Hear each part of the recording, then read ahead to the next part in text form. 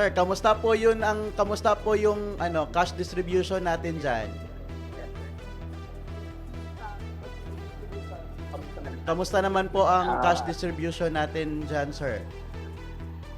Okay man, very orderly. Kanina pagdating namin, binisayon ko na lang. Pagkabot na mo, Jamgat hinahina yung isa na pangabutan na mga balidad na inyakan to karon na maka-enjoy sa niyo yung gamay na pasalubong kaning atong tax distribution. Labi na sa pagkaon, mas kakagwapo ang pagkaon mo. O kanalan siguro. Okay, Salamat. thank you so much. Alam nyo actually, kasi mga ka-Golden Heart, hindi lang cash gift distribution ang ginagawa ng National Commission of Senior Citizens. In fact, gusto din natin na patunayan sa ating mga ka-Golden Heart na they are capable and able. Of course, kaya nila at kayang-kaya nila magbigay ng more at saka marami pa silang magagawa despite of ages, And then, of course, dahil dyan, ipakita natin at silipin natin ang matagumpay na initial screening of applicants para sa kauna-unahan nating community tour guiding project ng NCSC, katuwang ang Department of Tourism sa lungsod ng Maynila.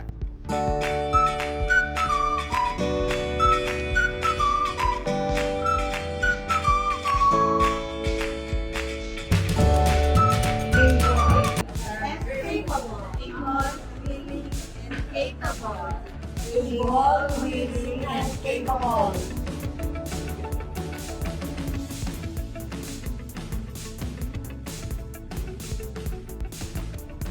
Tayo po ay nandito ngayon sa Manila City Hall para sa unang araw ng ating paglulunsad ng screening para sa ating DOT or tourism-related livelihood opportunities para sa ating mga nakatatanda.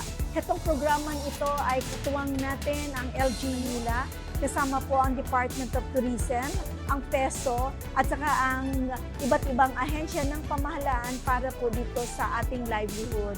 Ang National Commission po ay nagpapasalamat po sa ating 63 persons who are actually interested to undergo the initial screening.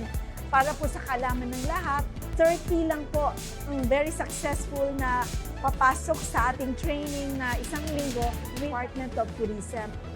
Heto pong ang programa na Livelihood Opportunities ng SICADNA ng National Commission of Senior Citizens ay hindi po nagtitigil at nagtatapos sa turismo lang.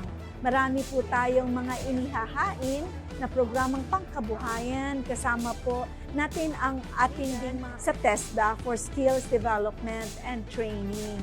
At meron din tayong tinatawag na programa kung saan ang DTI ay tutulong din po sa meron ng mga negosyo o produkto na ginagawa at inihahain ng ating mga nakatatanda for packaging as well as for marketing purposes. Very soon, ilulunsad natin kasama ang SM Cares kung saan sila ay mag-i-employo din ng ating mga senior citizens kasama sa kanilang nurse. Abangan po natin yung 100 days before Christmas kasama po sa SM Cares. Alam niyo po, aming mga mahal na nakatatanda, panahon na po upang kasabay tayo sa bagong Pilipinas kung saan ang ating mga older adults ay sabay at kasabay po ng pag-asenso ng ekonomiya ng ating bayan.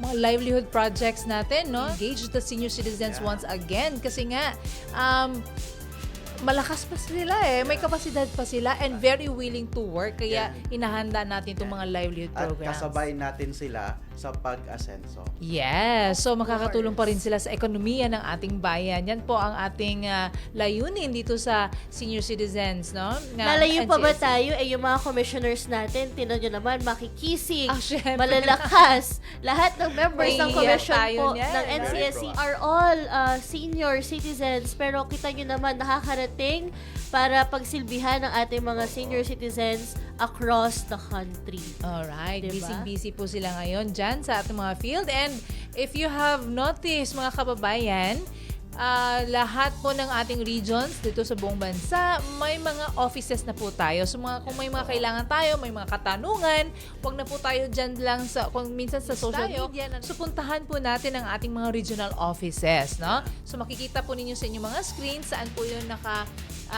opisina po nyo ating mga staff na pwede nyong maitanong sa mga programa natin na pwede po ninyong ma-avail as a senior citizen. Tingnan nga natin ating mga And then- office. And then of course, Ms. Jane, you can also visit our website kasi Yes. andun yung address ng opisina natin at saka contact na number kung saan sila pwedeng tumawag para sa mga inquiries nila at sa mga concerns nila related sa mga services natin. Alright. So sa ibang mga regions, may landlines na po tayo. Sa iba naman, may mga cellphones. Contact them anytime. And syempre, Miss J, dagdag ko na lang din, since sinabi ni Sir B na bisitahin ang ating website, dyan nyo po makikita rin yung step-by-step process ng paano mag-apply sa Expanded Centenarians Act kung kayo po ay 80, 85, 90, 95, at 100 years. Meron din po tayong nilagay doon na page para naman sa ating iba pang programa kung saan nakaka-establish na tayo ng ating 14 Senior Citizens Community Care Centers. Nandyan din ho yan sa aming official website.